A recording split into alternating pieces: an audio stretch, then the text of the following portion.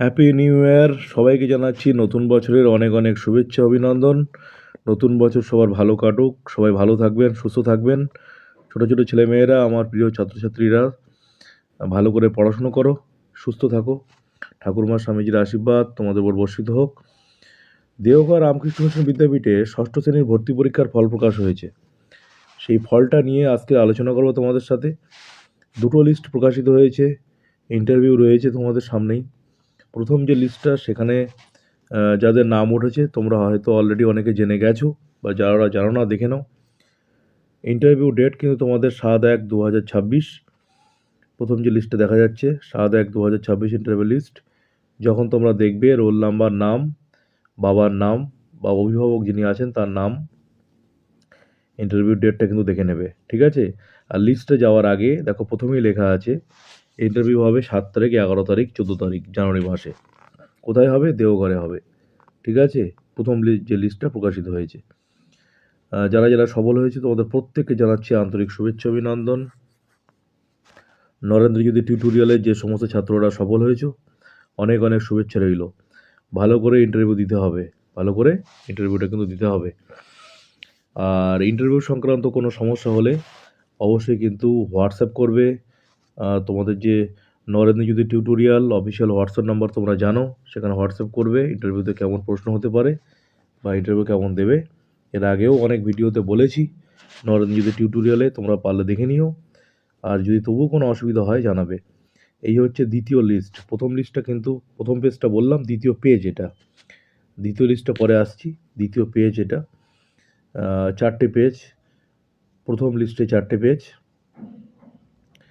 আস্তে আস্তে তোমরা দেখে নেবে, আমি তোমাদের লিস্টটা দেখিয়ে দিলাম। আবারও জানাচ্ছি প্রত্যেক সফল ছাত্রদের আন্তরিক শুভেচ্ছা অভিনন্দন। নরেন্দ্রজ্যোতি টিউটোরিয়ালের সফল ছাত্রদেরও জানালাম হৃদয় থেকে আন্তরিক শুভেচ্ছা অভিনন্দন, যারা যারা সফল হয়েছ দেওঘর রামকৃষ্ণ মিশন বিদ্যাপীঠে। এবার এখানে একটা সমস্যা আছে, সমস্যাটা হলো তোমরা লিস্টটা ভালো করে দেখো, আর আমি যেটা বলছি ভালো করে শোনো। অনেকে তোমরা নরেন্দ্রপুর রামকৃষ্ণ মিশনে ভর্তি হয়ে গেছো। অনেকে তোমাদের বাবা মারা ফোন করেছে আমাকে যে স্যার নরেন্দ্রপুরে ভর্তি হয়ে গেছে, আবার দেওঘরে ছেলে চান্স পেয়েছে, কী করব। সেক্ষেত্রে তোমাদের ডিসিশান নিতে হবে দেওঘর রামকৃষ্ণ মিশন আর নরেন্দ্রপুর রামকৃষ্ণ মিশন, এই কোথায় তোমরা পড়বে এটা তোমাদের পারিবারিক, বাবা মা, দাদু ঠাম্মা, পারিবারিক লোকজন তোমরা বসে স্যারেদের সাথে বসে আলোচনা করবে। তবে যদি আমার মতামত জানতে চাও, তবে আমি বলবো নরেন্দ্রপুর এবং দেওঘর দুটি রামকৃষ্ণ মিশনই খুবই ভালো, পড়াশোনার পরিবেশ খুবই ভালো। কিছু ডিফারেন্স রয়েছে, একটা ওয়েস্ট বেঙ্গল বোর্ড আর একটা হচ্ছে সিবিএসসি বোর্ড। তা সুতরাং তোমরা কোন বোর্ডে পড়তে চাও, কোথায় পড়লে সুবিধা হবে, কোথায় তোমাদের বাড়ি সেটাও দেখতে হবে। যাদের বাড়ি ওয়েস্ট বেঙ্গলে বা কলকাতার কাছাকাছি, তাদের নরেন্দ্রপুর রামকৃষ্ণ মিশন সুবিধা হবে।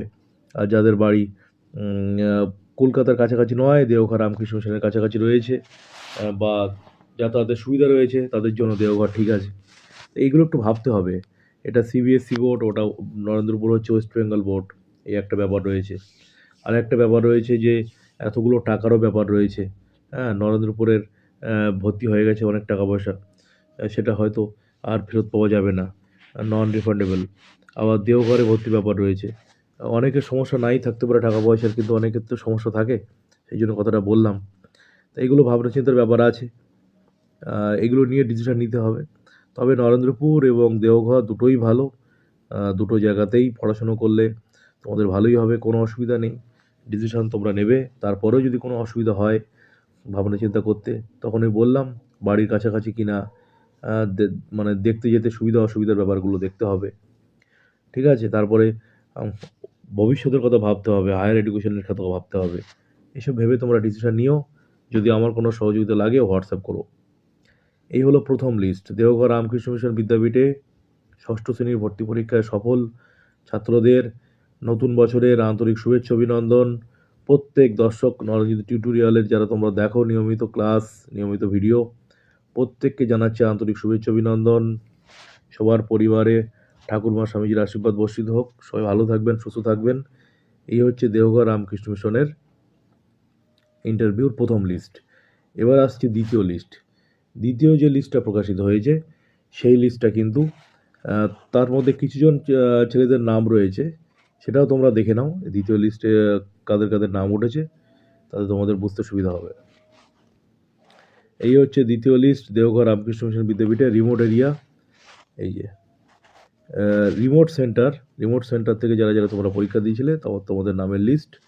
এই হচ্ছে দ্বিতীয় লিস্ট, ঠিক আছে। এই যে রিমোট সেন্টার থেকে তোমরা যারা পরীক্ষা দিয়েছিলে, দ্বিতীয় লিস্ট। এই লিস্টে এই লিস্টে যাদের নাম উঠেছে তাদের দেখো কজনের নাম উঠেছে। 1 থেকে 8 জনের দেখতে পাচ্ছি। 1 থেকে 8 জনের নাম, অভিভাবকের নাম, ছাত্রের নাম, রোল নাম্বার, সিরিয়াল নাম্বার দেখে নেবে।